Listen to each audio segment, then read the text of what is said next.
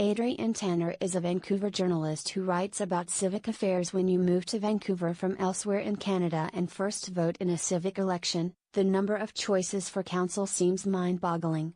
In fact, the entire system feels downright foreign. With no wards, who do you go to with a neighborhood problem? And how on earth do you winnow 10 councillors from a list of 50 names? Unless some candidates drop out, there will be more than 50 council candidates on the voter list come the October civic election. Just reading to the end is daunting, which explains why candidates with last names beginning with letters high up in the alphabet statistically stand a better chance. And with only 3 incumbents running for council, it requires a considerable amount of homework to bone up on each contender unless you're content to vote on party lines.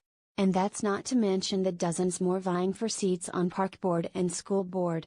This is partly why several parties and independent mayoral candidates are once again calling for electoral reform. Is it time to ditch Vancouver's at-large system, where each candidate is elected to represent the entire city? Some candidates and parties are building electoral reform into their campaign platforms. But I don't get the sense Vancouver voters care very much one way or another. And while talking about different voting methods doesn't hurt, it certainly won't get anyone elected. The push for electoral reform is supported primarily by parties on the left, which makes sense since our current system has historically favored wealthier West Side ridings where voter turnout is higher. In recent years, the balance shifted. The center-left vote in East Vancouver was key to Vision Vancouver's success. Now, independent mayoral candidate Shauna Sylvester is promoting a bifurcated system to elect 5 councillors by ward and the remaining 5 at large. Kennedy Stewart, another independent mayoral candidate, favors a proportional representation system, details still to come. Some of the parties including left-leaning One City and Coalition of Progressive Electors also believe a proportional representation system of some kind is the way to go. The right-leaning Non-Partisan Association was surprised by the question and didn't answer by deadline. 2 new parties, Yes Vancouver and Pro Vancouver, favor the status quo.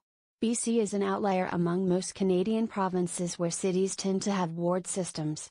Calgary, Edmonton, Regina, Winnipeg and Halifax voters typically choose from manageable lists of between 2 and 10 council candidates to represent their specific area.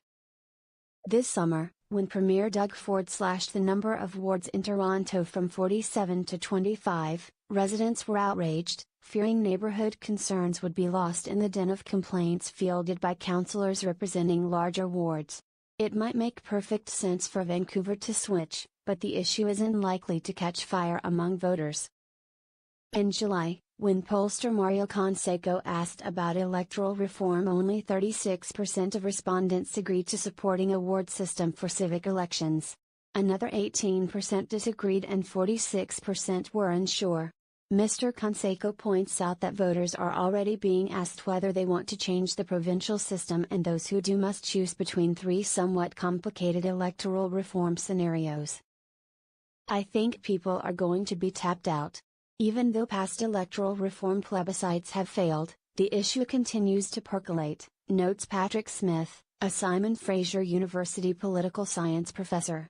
Still, with serious issues facing the city, such as housing affordability, transit and the opioid crisis, he agrees now may not be the right time to propose a change.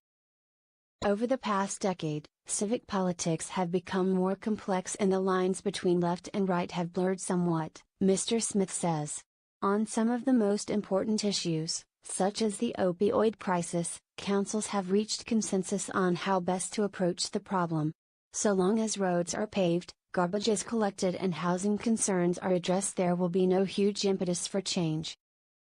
What once looked strange to me, coming from Alberta, seems normal now, and electoral reform at the civic level doesn't really cross my mind. I expect most people in Vancouver feel the same way.